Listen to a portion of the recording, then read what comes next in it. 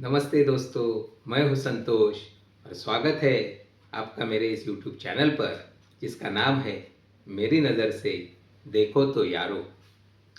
हमारा पिछला वीडियो तेरी प्यारी प्यारी सूरत को जो हसरत जयपुरी साहब के नफासत भरी शायरी से भरा हुआ था, आपने उसे बहुत पसंद किया।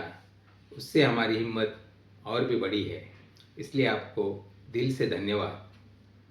आप मेरे चैनल को यूं ही सब्सक्राइब करते रहिए और अगर आपको वीडियो पसंद आए तो उन्हें लाइक और शेयर ज़रूर कीजिए। तो दोस्तों, फिर से स्वागत है खूबसूरत सफ़र में, जहां हम आपको ले चलते हैं पुराने सुनहरे दौर में। वो दौर जहां हर गीत सिर्फ संगीत नहीं बल्कि एक एहसास हुआ करता था, एक कहानी थी। यहाँ हम खोलेंगे नगमों के पीछे छुपी किस्से, वो घटनाएं जिससे जन्म लेते थे अमर गीत, वो धुनें जिन पर आज भी हमारी यादें थिरक उठती है। तो दोस्तों, चलिए तैयार हो जाइए एक नए वीडियो के लिए, जहां हम बात करने वाले हैं उस गीत की जिसने दिलों को छुआ, ज़माने को रोका और इतिहास में अपना नाम दर्ज कर लिया। आज हम लेकर आए हैं दास्तान शकील अहमद मसूद उर्फ शकील बदायूनी की। उनका जन्म 3 अगस्त 1916 में उत्तर प्रदेश के बदायूं शहर में हुआ। बचपन से उन्हें शायरी का बहुत शौक था। बीए पास होने के बाद वे दिल्ली नौकरी करने आए और मुशायरों में अपनी शायरी पेश करने लगे। उनकी शायरी में प्यार और मोहब्बत का नूर ऐसा बिखरा हुआ था कि हर शेर दिल में उतर आता था। उनके कलम से निकला हर शब्द कभी चांदनी सा नर्म। वे दिल्ली में नौकरी करने लगे और मुशायरों में अपनी शायरी पेश करने लगे। उनके शायरी में प्यार और मोहब्बत का ऐसा नूर बिखरा हुआ था कि हर शेर दिल में उतर आता था। उनके कलम से निकला हर शब्द कभी चांदनी सा नर्म और कभी इश्क सा गहरा मीठा लगता था। और इसी के चलते उन्हें मशहूर हो गए और उनका नाम देश भर में हुआ। आगे चलकर वे मुंबई आए। वहाँ मुशायरों में मशहूर फिल्म निर्देशक AR कारदार जी, उनसे मुलाकात हुई।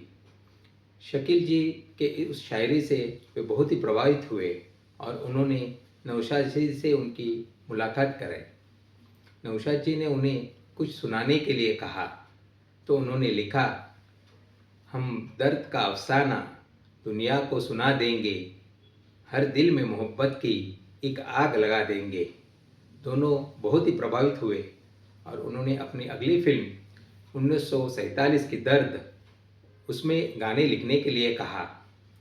यह उनकी पहली ही फिल्म थी और इसका गीत अफसाना लिख रही हूँ दिले बेकरार का, आँखों में रंग भर के तेरे इंतज़ार का, जो टुनटुन जी ने उर्फ उमा देवी ने उस समय गाया था, बहुत ही मशहूर हुआ। पहली ही इस फिल्म में सफलता लेकर आगे बरकरार रखने वाले शकील बदायूनी बहुत ही कम इंसानों में से एक थे। आगे शकील बदायूनी और नौशाद जी ने आगे 30 फिल्मों में काम किया। एक साथ में उनकी जोड़ी बहुत ही मशहूर रही। इस जोड़ी की आखिरी फिल्म 1968 की संघर्ष थी। दोनों की जोड़ियों में बनी फिल्में तो देखिए कितनी सफल थी।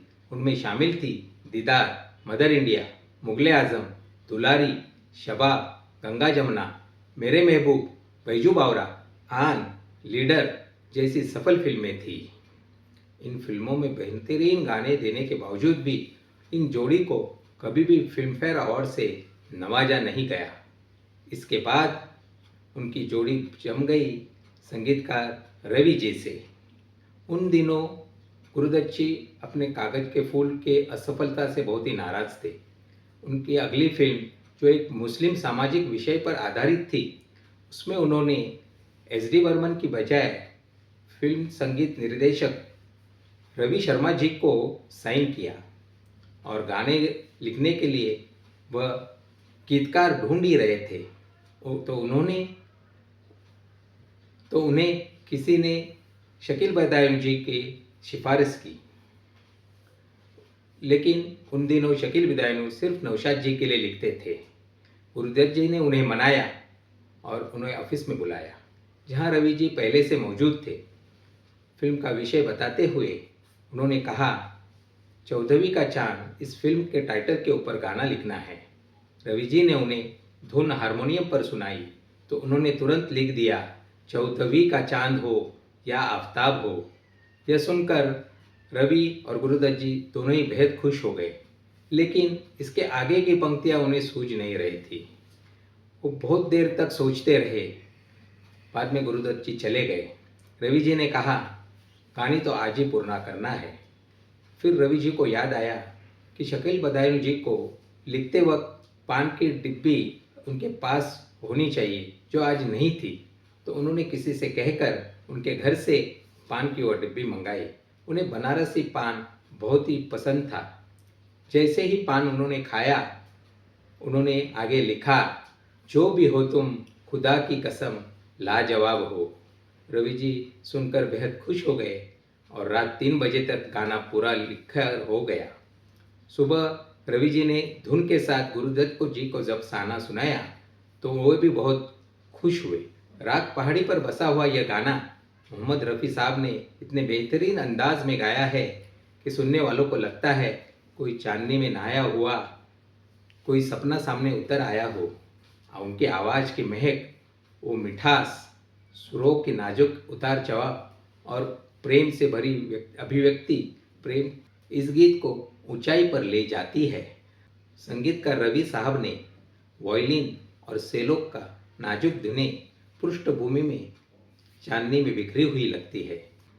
बांसुरी की मधुर उपयोग, उसकी नर्म नाजुक ताने मोहब्बत की हवा में जैसे हल्की खुशबू खोल देती है।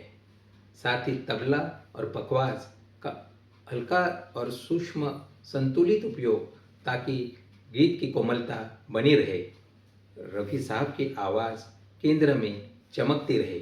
इस गीत की शुरुआत वायलिन की लेयरिंग से और उसमें बाद बांसुरी की नर्म लहरें किया।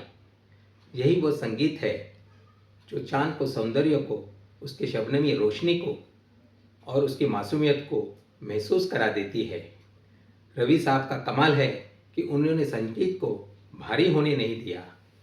इस गाने की सबसे बड़ी खासियत यह है कि उसकी कमाल की लाइटिंग, चांदनी की रोशनी में वही मुलायम चमक, वही सुकून जिसे रफ़ी साहब की आवाज़ इस फ्रेम पर रोशनी बनकर उतर आती है।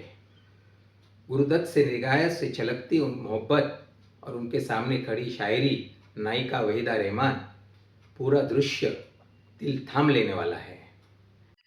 इस गीत के लिए पहली बार शकील बदायूनी जी और मोहम्मद रफ़ी साहब को फिल्मफेयर अवार्ड से नवाजा गया।